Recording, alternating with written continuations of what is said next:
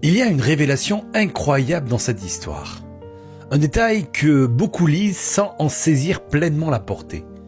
Un aveugle était assis au bord d'un chemin. Il ne voit rien, il dépend des autres et soudainement il apprend une chose. Jésus-Christ va passer par là.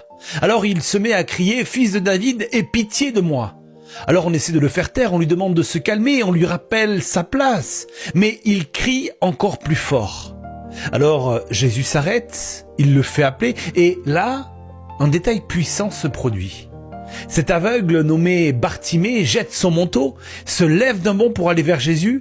Vois-tu, dans la culture de l'époque, le manteau d'un mendiant n'était pas un simple tissu. C'était son identité sociale, son autorisation officielle à mendier, sa protection dans la précarité. Mais quand cet aveugle, Bartimée, va jeter son manteau, il ne fait pas qu'un geste. Il fait une déclaration, il n'est pas encore guéri, mais il abandonne déjà son ancienne vie. Et comprends bien ceci, c'est ça la foi. La foi, ce n'est pas croire après avoir reçu, c'est croire avant de voir. Parfois, pour que Dieu agisse, il faut aussi que toi, tu arrêtes de porter ce que tu n'as plus à porter.